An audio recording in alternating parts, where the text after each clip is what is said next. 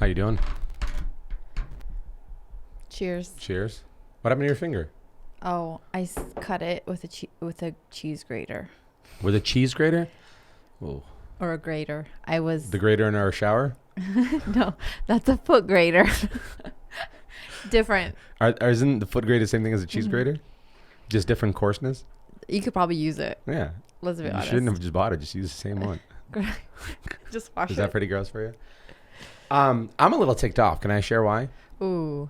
I'm a little fired up. Happy Friday. Yeah. For those of you listening, happy Monday. I'm fired up for two reasons. Uh-oh. I feel like I can already tell it's going to be an attack on me. No, you're not involved in this. Oh, okay. You're staying out of this one. Yes. Yeah. Okay. No, you're good. What happened? Tell us. Two things. First of all, Yep. before you start, your hair is looking good. Do you like it? It's really growing. Well, this is a little bit of a disguise, and this It's is not. an You can encouragement for see- people to watch the YouTube video, so you know. You it's got to not- watch it. And also zoom in. It's a little bit of a disguise. Yes, it's growing in for sure. You can tell. Yes, Your the hairline. The studs are coming in. The studs. The studs are coming in. It's a little bit deceiving because I'm parting it a different way. Therefore, it kind of covers because this side right here, the implant didn't take so well. So I'm parting it this way. So I'm just being more strategic. Well, maybe so, but you can also just see your actual hairline Yeah. is that like coming in. Yeah. The one that they created. Yeah. The one they created Yeah, for it's you. coming in. Again, a very wild thing that they're creating you a hairline. Yeah. You got to choose one. Yeah. If you guys don't know what we're talking about, if you're new to the podcast, I got a hair transplant December of last year, and it is currently April, and it's just now we're starting to see. Took I a was little nervous bit. I know you were kind of discouraged. I was actually intentionally not trying to get my hopes up because my college roommate, he lost a bunch of his hair after his transplant. But it grew in first, and It then grew you in first, lost then it. it lost. So, Yeah. you know. But you were kind of discouraged for a little while because you felt like it was not even growing at all, and now you Right. could tell it. I is. think even a month too, I was like, well, it's 2 months. Like, how's it not grown in yet? You know, when you go get a haircut, that stuff's coming in. But I think it's different when it's new hair, though. Like, Yeah. take for example, babies. Sometimes they don't even get hair till they're like 2. yeah. So hair is weird and different for everybody, probably. Yeah, it is. Absolutely, it is. When you already have the hair growing, it probably grows faster when you cut it. I think my college roommate, and this is what my doctor was talking about that did the procedure. He was like, I don't know what happened with your roommate, but there's a good chance that he lost the hair that he had, but the implants stayed. And because he has more hair than the implants, then therefore the hair that he had, he was on the natural progression that it went away. Because he didn't get, obviously, implants everywhere. Correct. Because the way I'm thinking about it, like, because again, I kept having like one eye open. By the way, also, what's very encouraging is I had probably up to 10 people DM me either asking me serious questions about hair transplant, or people were like, I got it scheduled. How's yours going? Kind of thing. I'm nervous. Like, I'm excited. And so it's a wild thing to hear how many people, because it's not something any guy wants to put themselves out there about. It's a vulnerable place to be in. And, which I don't have any problems being vulnerable. I'm like, I don't care. Like, I'm going to look silly for a while, so might as well address this. So, yeah. I think it's awkward to talk about it, though, sometimes. Yeah, but I am very optimistic now because if I'm seeing this hair growth, that means the plugs, or what are they called? The follicle that they implanted, the grafts, they got to a natural blood source. And that natural blood source is essentially watering for it. Mm-hmm. So if it's growing, that means it took root.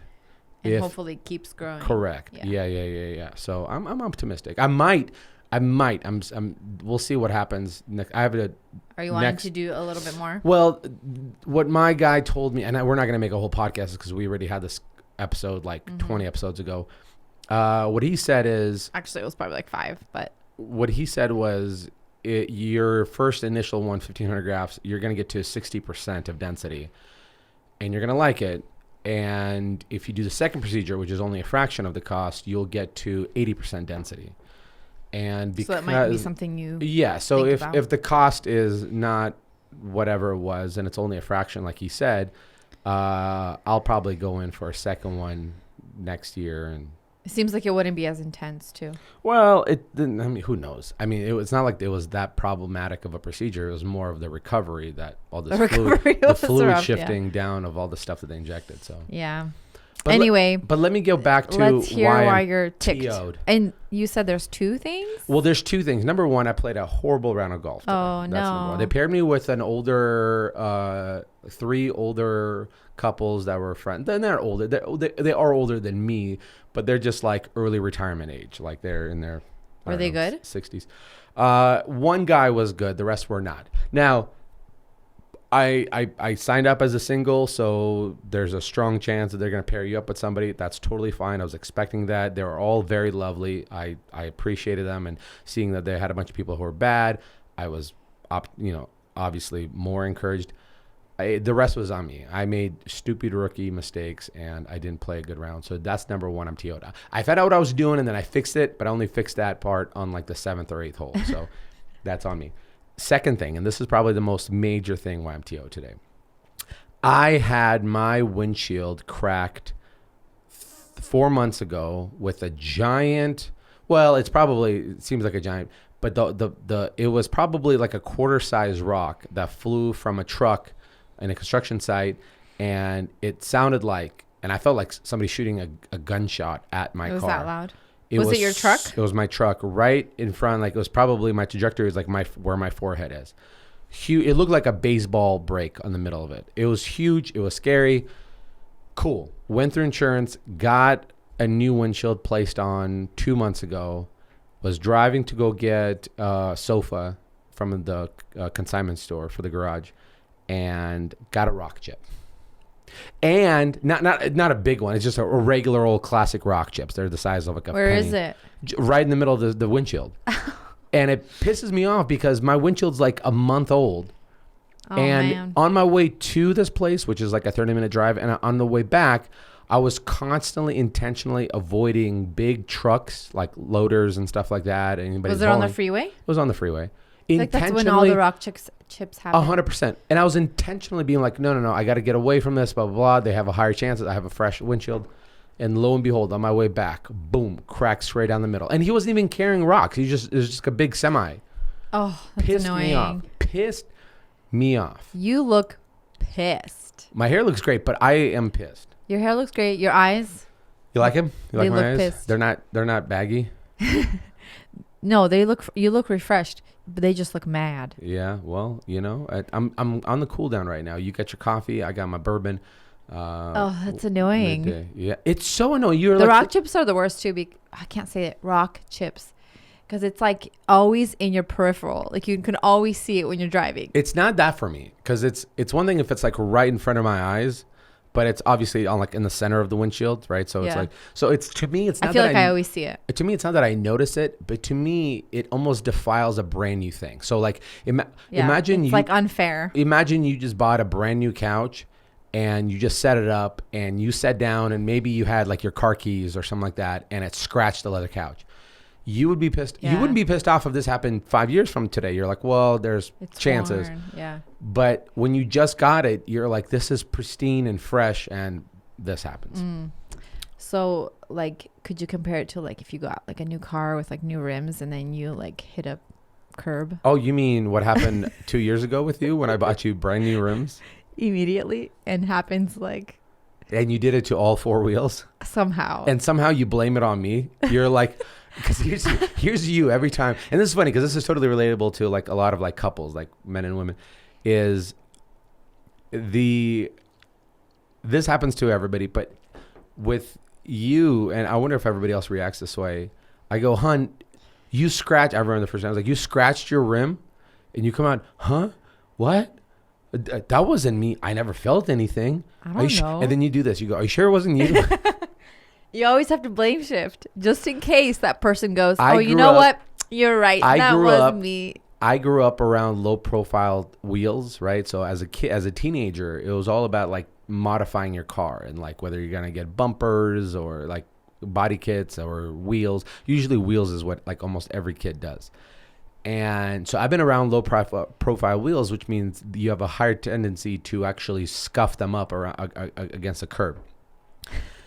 these are your first low profiles. You always drive SUVs, and these have Also, this is the biggest SUV I've had. right. But In my defense, that's fine. But these are your first low profile wheels, and it probably, I'm going to be generous and say it didn't take more than a month for that to happen to you. yeah. The whole, And then it happened to the rest of the wheels. I had to even it out.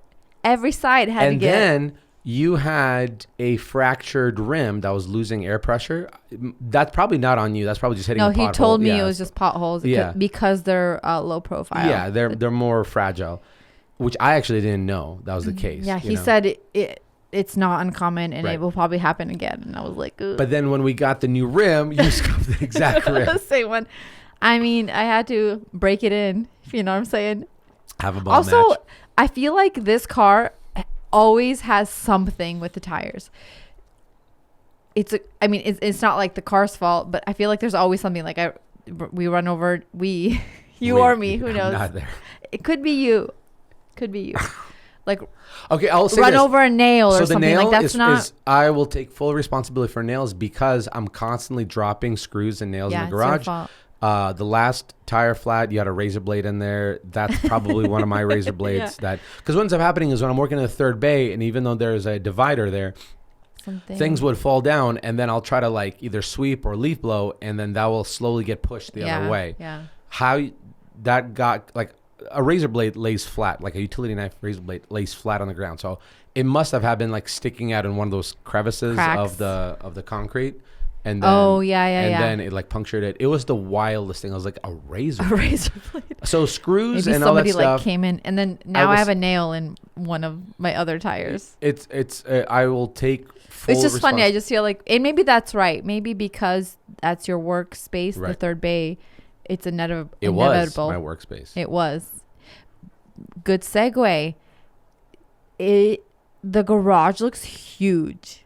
People don't know what we're talking about right now. by the I way. know. Well, I'll get into it. Okay. I walked into the garage today and I was like, whoa, like I have my garage back. Uh-huh. Me.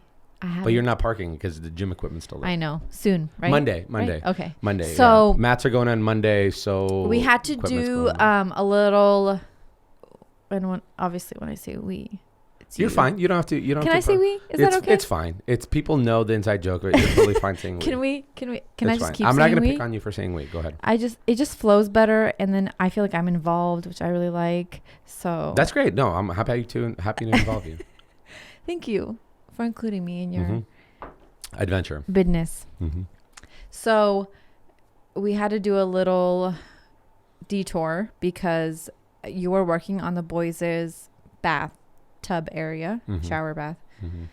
and the tile wasn't showing up for a while. So you didn't want to just lollygag. I don't lollygag. You can't. You're not good at People who know me know that I don't lollygag. it. If you know Alex, you know one thing. That guy doesn't lollygag. That guy does not Mm-mm. lollygag. No. Nope. It's facts. No, this is fact. This is facts, not feelings. And that should be on a shirt. Mm-hmm. I don't lollygag. I don't lollygag. So you moved right into The next project. the next project, which was Converting my shop space into one side gym, the other side golf simulator, or like a man cave golf simulator thing. your fun space / working out My space. fun space. I get to do anything I want there, which is interesting because I thought that was the case with the bonus room, where I was like, I want this dark and moody, which it is dark and moody, but I was like, I want these like wood tone dual fans because there's 2 fans that can come down, which I didn't get that. And then I was like, I want to put like oil paintings of like George Washington with gold frames on it, like this like wood. And you're like, no. And I was like, okay. So then I got a pool table, which you're totally fine with. And then I was like, I want a giant 85-inch TV. Got it. I was like, I want recliners. You're like, no. So we have a sectional, which I like I like sectionals, but I kind of wanted this like man cavey kind of thing. And You didn't get it with because the it's still got to be cute. with the transition, because we got the project house, there's a garage in there that's in terrible condition, but I moved all of my, and nobody knows this, by the way, this is like premiere for I know, people nobody who follow knows. my content, is I just last weekend finished moving or just this last week, finished moving all of my shop into a storage unit because at the beginning of May, I'm going to be moving that all into the new garage of that house project. So I could do all that stuff there. And so it allowed for the space for us to create. And my third bay, and if you watch the videos there, the third bay is like a weird thing. It's like on the side of the house, not where the driveway is. So you have to kind of like do a little walking on the sidewalk to get to it. But it's one of those drive-through third bays. So it's like a double third bay. Oh, it's the size of a regular third bay width-wise, but then it's double the length, essentially. So you can drive through. If you have like a lawnmower, you can drive out through. Mm-hmm. It's whatever for me. It's whatever for you. It's whatever for me. It's so that allowed for us to create a double space where before the golf simulator, you would park underneath it, and then the gym equipment would be to the side of it, and we kind of bring that out, work out, put it away. It was just like very tight. So, there was a lot going on. And then we got more gym equipment. We got a squat rack. Well, yes, we got more gym equipment, and then I couldn't park. And you can say we on this one because you use the squat rack. I do use it. And you asked me, you were actually really nice, and you said, "Hey, hun, is it okay if I get this squat rack and a little bit more equipment? I want to get a rower, squat rack, like the box jump thing, ply box, yep." And then you said, "Just for a little bit until my third bay, we can clear it out." Mm-hmm. In which to I responded, "Sure, honey. You're a good sport about stuff like that." You know what? I will praise you for this because I think a lot of marriages don't have this.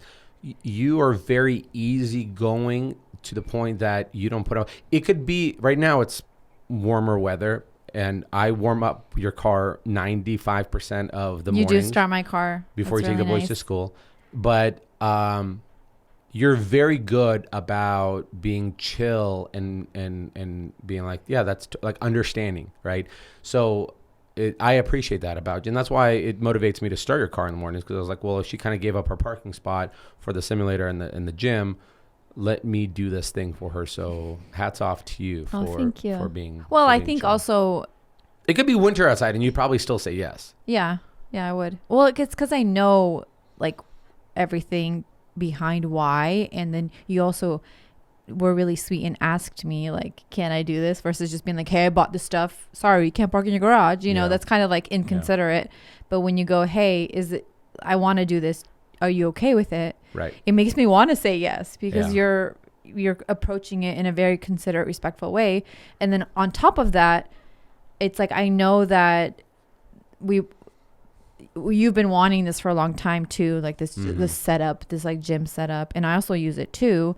And then on top of that, I know that you're creating this whole like third bay workout space. So it's like, it's temporary anyway. Yeah. And even if it wasn't, I would still probably be fine with it. I think because this is back and forth. I think what a lot of marriages tend to have, and I'm not generalizing, but I'm only assuming based off of some of the people that I dated before you, is when somebody says, hey, can you park outside for a little bit? I'm going to set the gym here and then move it later.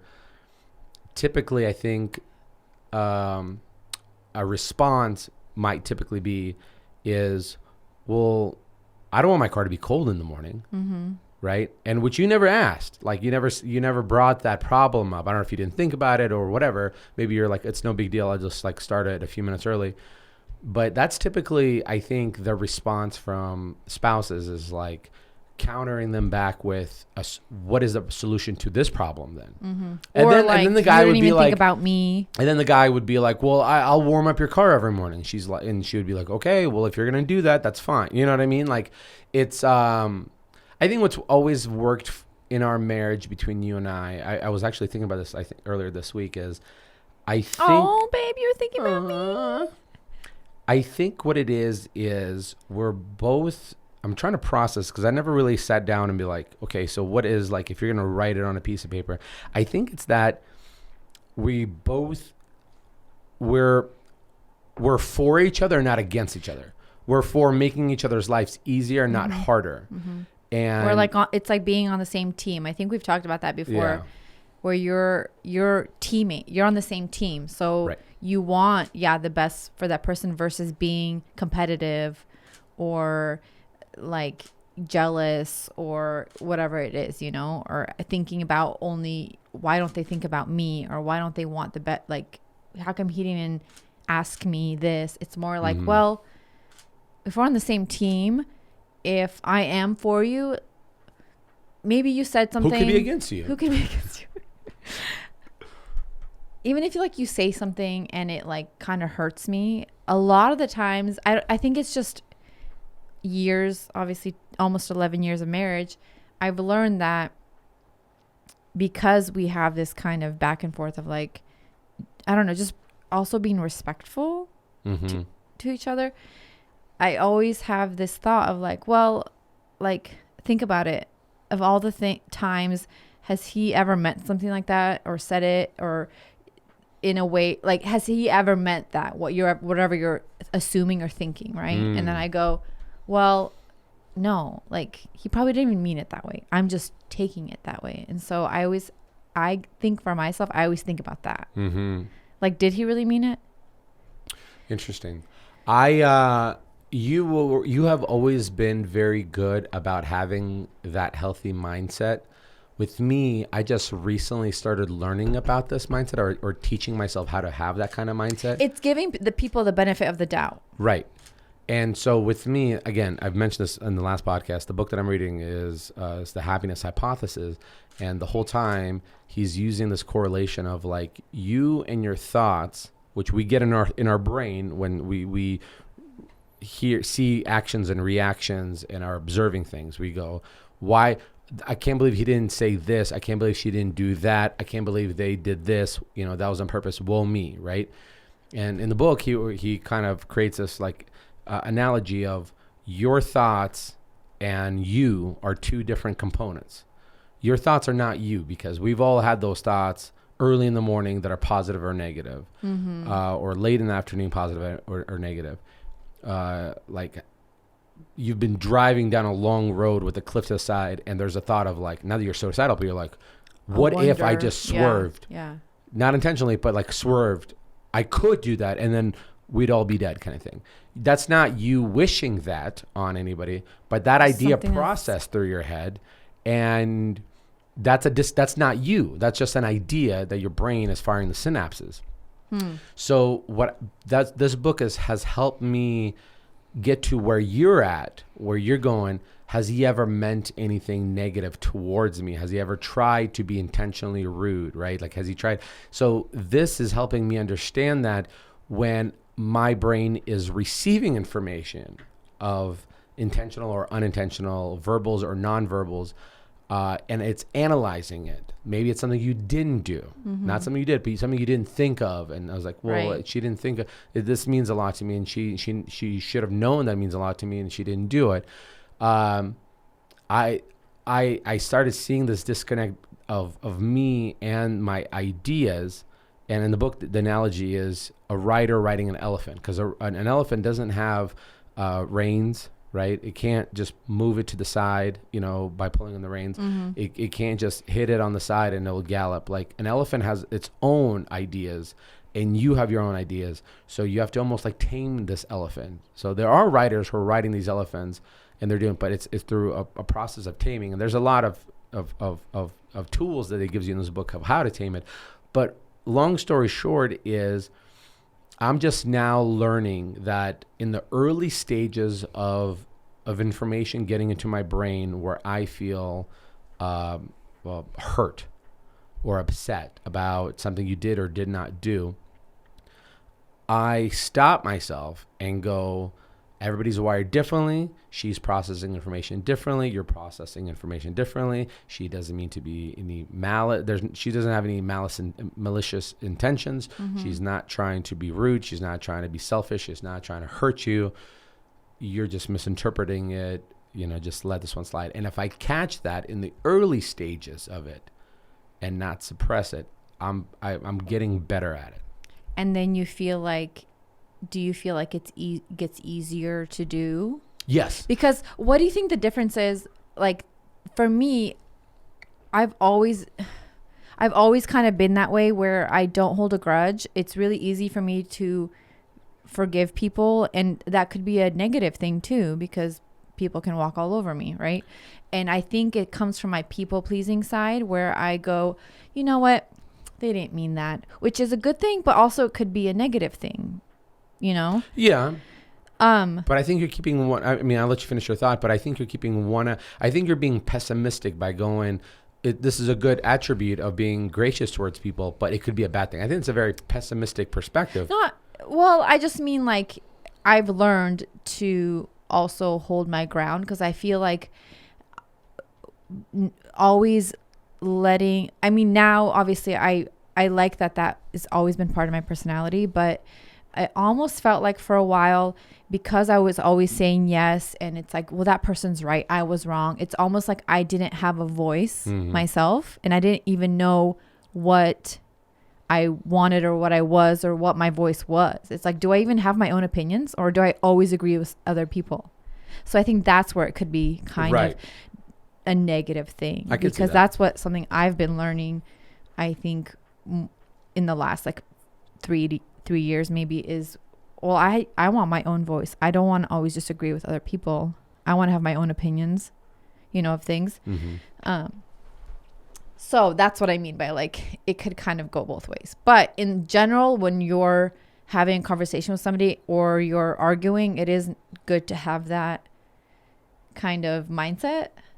But my question was, to go back to my question, so obviously there's different people. It took you a little bit longer to get there. Do you think that's just personality? Of why it took me longer? Yeah. I think I just wasn't given the information. Like I think you. But I wasn't either. I think that was right. But I think that the same way as a female is wired differently than a male, meaning like a male has certain priorities and a female has different priorities, equal but different. I think the same way as when you see, oh, that person's easygoing or that person's hard-headed, that's another nature, nurture, upbringing that the wiring in the brain happens. Right. So here's an example. My dad was very short-tempered. Then my brother inherited that gene, and through that nurture, it was exposed to that short-temperedness, right? I was not short-tempered. I was not really short-tempered when you and I were married, but I had different attributes of short-temperedness with our boys, where I would shout very loudly, aggressively, like, boys, you know, to catch their attention, and they kind of get startled. And that is a portion of that. So it's the wiring of your brain through your upbringing that kind of creates that way. So I don't think everybody is born short-tempered. I don't think everybody is born being gracious. I think you can't blame it all on just personality. Through your nurturing of your upbringing, you're like, well, my dad never really yelled. My mom never really yelled. And so therefore you have a higher tendency to be patient. And people that are patient have a higher tendency to be listening and understanding more. So when somebody was raised in a lot more chaos, shouting, yelling, short-tempered, short fuse, they have a higher tendency to be, quick to response and not process that information. So, and I'm seeing my uncles. My uncles are the same exact way. Very short-tempered, very quick to shout, very quick to yell. And I was actually thinking about this the other day. I was like, because of this book that I'm reading in the last year. Makes you kind of process of the last year of like, studying more and more, reading more and more literature about the brain and how the brain works and what it does and how the circuitry can be just jacked up through your upbringing. I think out of that genetic lining, I might, not to like, fluff me up or anything, I feel like this is just now where the buck is starting to stop. Right? So it's like, I'm not saying the buck stopped. I'm just saying like through my process of growth, I was like the buck is slowly stopping this short-tempered cycle of genetic, line of I think people. You stopped the cycle for sure. Well, I mean, I could also screw it up. Like, I mean, there's... But you're aware of correct. It, and it's like something you're working on every day. And so I don't think we could always mess the cycle up. Correct. But the fact that you're aware that there was this like pattern and you're trying to break it... Yes. ...is like a great thing. Right. So like my entire upbringing, the word... Nobody has... any of my uncles and my grandparents and my great grandparents have never uttered the words of "I'm sorry" to their kids. Till this day, they haven't. So did your parents tell you no, they loved never. you? No. My mom, yeah. My Yeah. mom did. My mom still calls me and says, "Love you." My dad, no. So to be able to tell my kids I'm sorry for what I did, like, pushing discipline too far or being too harsh with them, Or just being wrong. to show them and saying, "Hey, I was wrong. I'm sorry." That is the first time in the cycle of behavior in our lineage that has ever happened in my, extended family. Yeah, that's crazy. And intermediate family. So yeah, it's a growing thing. So when you say like nobody had to teach you, but because you're nurturing didn't have to call for you to join. There's a reason why my brother is not having kids is because he's like, he said that he's like, I'm not having kids because, and he's close to 40 now. He's like, I'm not having kids because I saw how much stress was put on our parents. And that's rightfully so, but that's a person who's saying like, I'm just going to avoid growth. And maybe he's not looking at it as growth because I didn't look at it as growth before having kids. It just, growth is something that I started understanding through it. But yeah, I had to be taught and I had to be given resources to help understand the brain and how to do it, Right. You have to like also want to grow and change and learn. Well, yeah, You have to like reading the resources and stuff. That's something you actually have to want to do. Take that step. You and I have had this conversation, I think, a couple of months ago, where I think the greatest attribute a human being can have to be healthy is being introspective. I think when you're introspective, it allows for you to see cause and effect constantly, whether it's food, whether it's actions, whether it's emotions, whether it's thoughts. And so at a young age, when you're not taught that of how to be introspective, you end up being around people who accept you and invite you and you call them family as in terms of friends. And later on, through other people's perspective on it, they look at it as those are toxic people, but you don't recognize them as toxic people. So you're not seeing the negativity on it. The food that you eat, if you're not going, I ate that, it made me feel that, I need to change something, you're not being introspective. If you are, have a pattern of behavior that has a negative consequence to it, where your kids are afraid of you, then you have to be introspective enough to catch that. So being introspective is one of the top things in order to have a quality life, to be able to constantly keep growing and being your best version. I think the people who are not introspective are the people who are not interested in growth. Yeah. Right. So if you are into fitness, you're being introspective from the perspective of like observing what role food, exercises play, and you're constantly seeing growth. You have to be the same. You have to have the same level of introspection on your patterns of behavior in order to see the same level of growth. Right. So, well, I feel like we're coming across as like we're the perfect people, the perfect No, marriage. we're not. But I am the most jacked up. Well, that's person. what I want to get to. What do we like fight about? Me? What would you say? Well, what would you say? Like, I feel like it's never the same thing. It's not like we always have this reoccurring like argument or fight or anything. But I'm trying to think back. Okay, what was our last argument or fight? Actually, I can remember. It was in Florida. Florida. Yeah. And usually I will say. And I'll say right now, that whole thing was on me because of the way my brain was processing information. That's what I mean. It's like when you think back on arguments or fights that you've had, sometimes it's so funny to look back because you're like, why did that even start? That's such a silly thing. Or like, but you also understand that it was also circumstances that caused that, right? Right.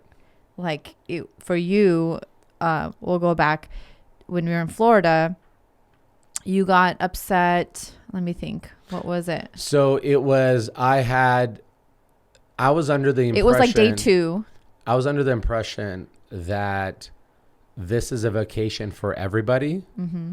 And if it's a vacation for everybody. Vocation. Everybody should be able to unwind and have their tank refilled. Right. And I've been under, to what I think, in my perspective, of quite a bit of stress with wrapping things up here and starting the new project.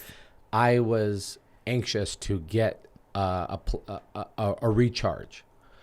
But then when it's a family vacation, that's not really a thing for you to recharge. It's not for you, it's for them. Yeah. Now, that idea only started coming to me later after this whole blow up between you and I happened, where after me explaining to you the way I'm processing this and hearing it from your perspective, then at that point I was like, okay, this is not for me. This is for everybody, or for them essentially.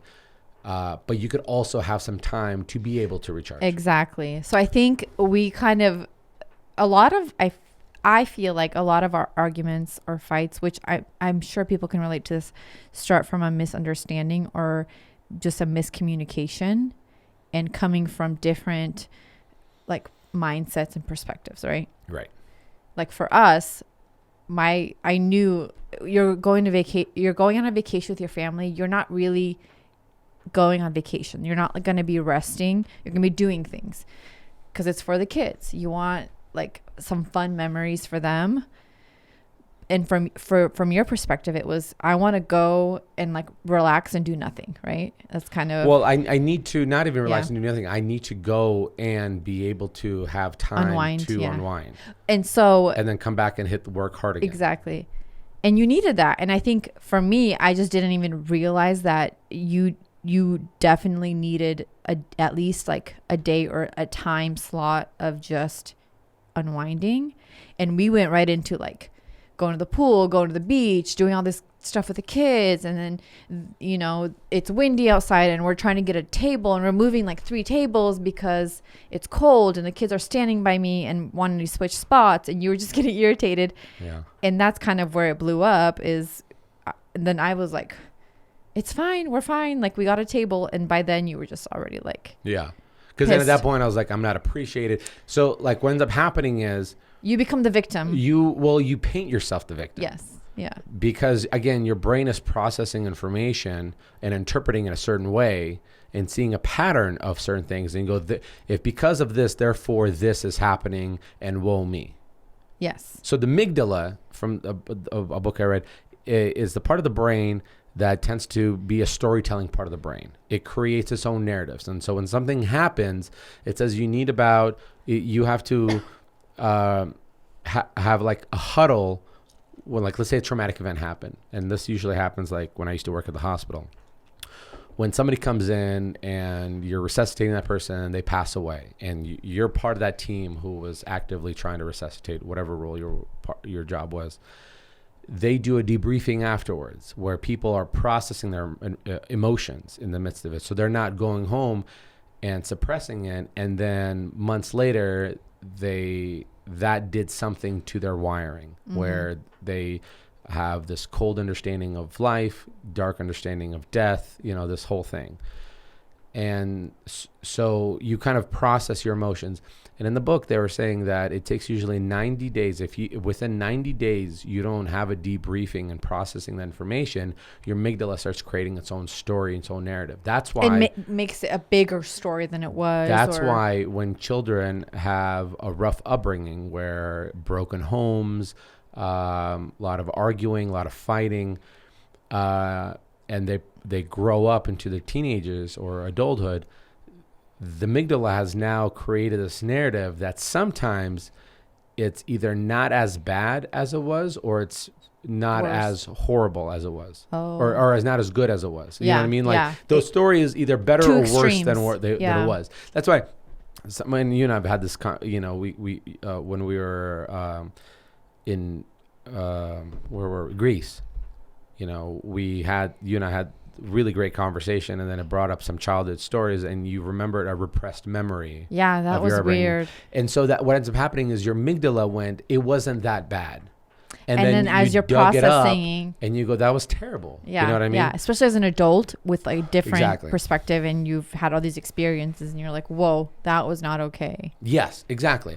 And so that needs to process that. So one of the greatest things that I think anybody could ever take away that I am very happy that I just recently learned in this book is that when you can view each individual people as a completely different species of wiring than you.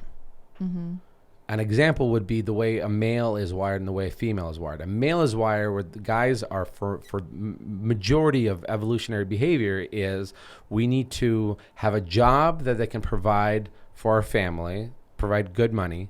We need to have somebody who respects us, and we need to have sexual experiences, right?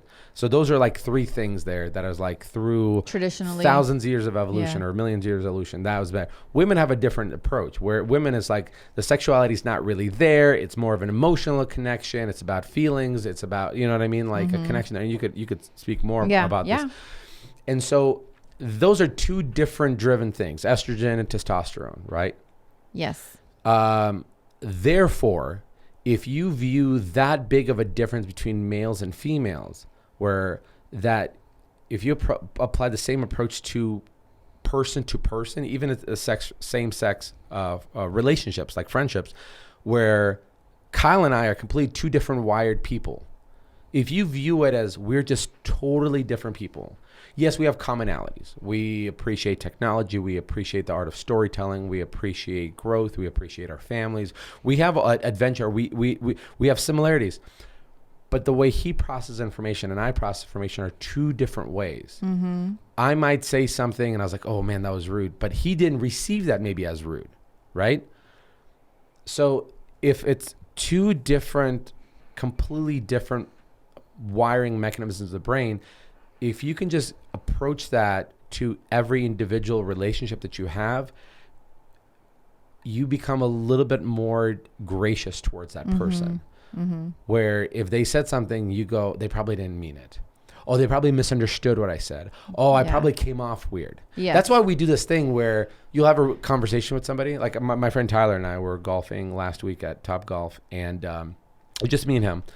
Tyler's a fantastic person, very gracious, very nice people.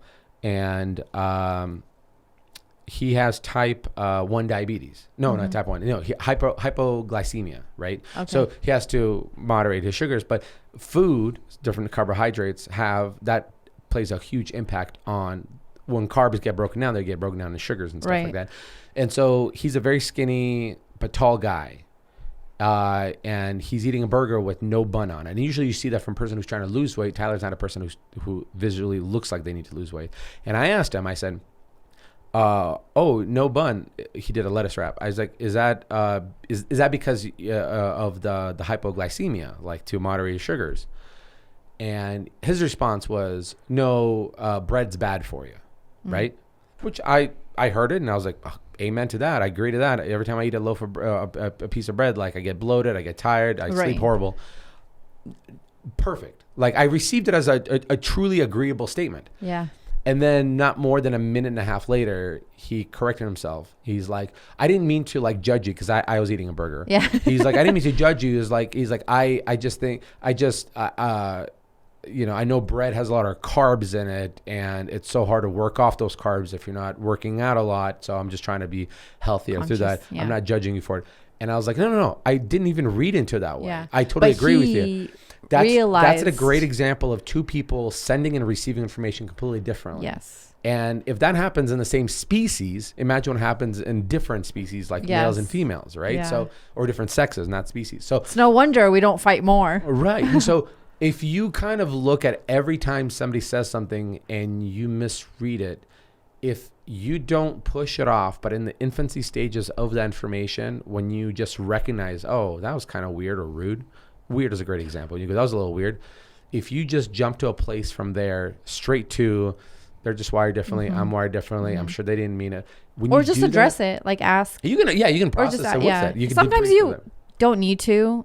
It just depends Yeah. on the situation. Yeah. But there's been times where I feel like I maybe need to ask, like, Yeah.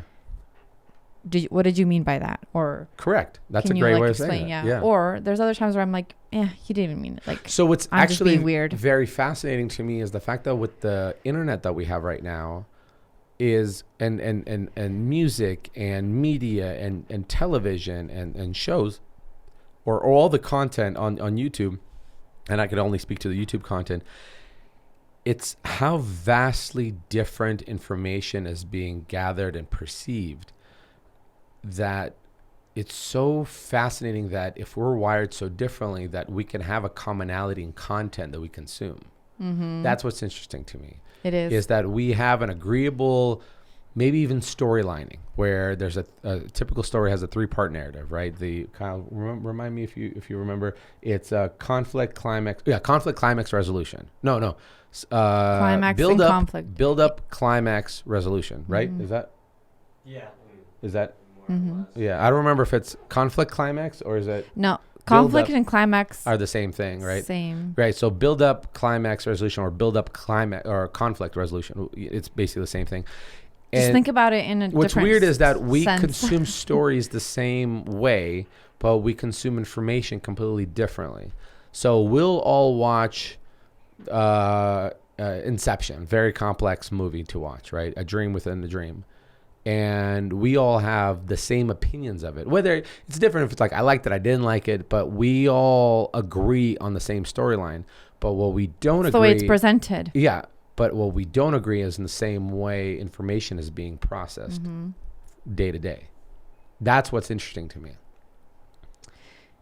It is very interesting. I feel like with movies, they really make sure there's that storyline and that arc and that resolution, right? I think with information, sometimes you don't have that. Right. You either have just a conflict or just a buildup or just like nothing, you know? So it's like, but You know what I think it is? I think when it's a third person or a third party, which is a movie or a show or a YouTube video, yeah. that's presenting this 3-part narrative, that's an outsider that you have no opinion but to agree on. And you have no like emotional connection. Well, you can, but you know what I mean? Well, there's an emotional connection, but there's a third party who's being the judge and the displayer, right? Right.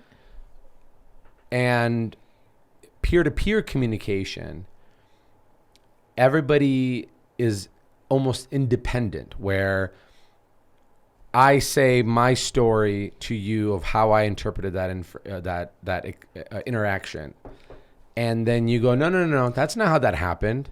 That's not what you said. And then you give me back the information, and now we have this disconnection of. That's why couples go to counseling, because they need to have this third party person who is the referee and be like, no, hear them out first. Okay, did they actually say those words? And that person goes, yes or no. Right? Well, actually, I didn't say those words per se, but what I meant was, so then you have to have a correction of a storyline. So I think that's when people fight. I think there's 2 different storylines of 2 different wirings of the brain that are being processed for 2 different people. But when we consume information via shows or TV, that is almost like the authority, where it's like, no, there's no conversation to be had about what the story is. Humpty Dumpty went up the hill. This is the story. Or up the wall. Humpty Dumpty There's fell. no variation. Exactly. Like the group of 200 people in the movie theater that are watching this see the same story. So when people go to counseling, they need somebody to put the story on the table for you to step away and be like, oh shit, my amygdala wrote a different story when it was receiving that information. Yeah. And it almost makes you, like, I think when a lot of times when you're fighting, all you can think about is like, I want my voice to be heard. I need to say something. You almost don't even listen to what the other person's saying. Nope. But when you have that referee there, you're forced to listen to what that person's saying first before you respond. Yep. We tend to, I think, when we're fighting, respond before we react. Right. Instead of respond. Because we always want to, we're always the victim of every situation. Yeah. And you want to be right. Wronged. Yeah. You feel like you're wronged. You want to be right. So going back to our fight, like you were pissed off. We came back to the house. Anyway, it probably wasn't until the next day where we talked about it. And it took me realizing, like, wait a second, you need some time to yourself. And so I need a vacation. Yeah, you need a vacation. Even if that's just like taking I went a day. to sushi by myself for an hour and a half. Yeah. Brought my iPad, got some sushi, got some sake. Yeah. Came that home. was later. Was great. Yeah. But it took like me realizing that. And so then I went to you and I was like, hey, you should go golfing tomorrow. Yeah. And you're like, And I was don't like, know. Yeah. no, but you know what's funny? He's like, I don't know. But then like you came back in the room and I go, I think that was a great idea. Yeah, I know. You're like, I think I should go golfing. And I came back, I was so lively. Yes, because you needed that. You needed some time just to be doing unwinding, whatever it looks like for you. Right. And even if that was like what, 4 hours? Yeah.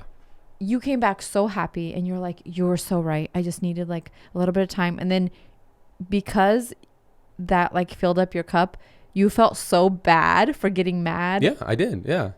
And it was so cute because you're like, I'm so sorry. That was like, I was so wrong. And you were. It's like somebody who haven't had carbs and they're starving. And you're like, remember the old Just commercial? eat, yeah. Here has a Snickers. Yeah. And you Hungry? go, oh, I'm nice. You're not you when you're hungry. Yeah. That's exactly the case. That's you. You're just hungry for some. Yeah, well, Me time. The human brain is a very interesting, delicate thing. It's crazy also what you can convince yourself of. 1,000%. It could be completely the biggest lie, but if you tell yourself that enough times over and over, you will believe it. It's insane. 100%. I started understanding that about dreams. And we can have a whole different full conversation about dreams. Oh yeah, dreams is another podcast. I'll save it for later because I've been really examining and studying dreams, and the dreams I've realized I've been having the most vivid, the most wildest, the most adventurous dreams of my life. Like last night I had 3 dreams. One of them was somebody rescued a giraffe and they said I have to take care of it, and that giraffe became almost like Harper, like a child to me. That I was so I was holding the giraffe's hand as we're going for a walk. How do you hold a giraffe's hand when you're going for a walk? In a dream you can. But it was what so was the giraffe's vivid. Name? I don't remember, but I remember like and the giraffe had babies, and I was raising. It was just this wildest grandfather. Thing. So to sum it all up, you can never trust your brain, and your brain is AI. If you went on ChatGPT or online where you type in, give me an image of an astronaut riding a unicorn, and ChatGPT will use every bit of information on the internet and compile an image that's very original based off of what the information on the internet shows what an astronaut looks like, what a unicorn looks like, and what does it look like when somebody is riding a unicorn or a horse. And compile an original image, not a replica of somebody else, but an original image. I started understanding that your brain is the same thing when it comes to sleeping and dreams, where there's so many times I've had these dreams where I have the scenery in this backdrop. I was like, I've never seen this in the movie. This is not from Jumanji. This is not from Jurassic Park. This is not from Jurassic World. And then there's this crazy storyline in the scenery, and you're like, I've never seen this. How is it that I'm seeing this in my dream? Because your brain, just like ChatGPT, has had this plethora of information and data that's been like what safaris look like, what Hawaii looks like. And then it morphs something together. Yep. And then it created its own story while you were sleeping. So if it's that complex of processing information, how much more complex is it processing somebody else's information in a communication? Yeah, and trying to use words to relay what we're like thinking and feeling. Yes. Wild. What a simple conversation today. Wow. We went very surface level for you guys today. Hope you enjoy it. If you guys were wondering, like, what's it like hanging out with Alex and Irina? Well, this is it. This is the daily conversation with us. All right, folks. Thanks for listening. Hope you're watching us on YouTube. Rate and review anywhere you're doing this, so it helps push this podcast. We'll see you guys next time. Bye.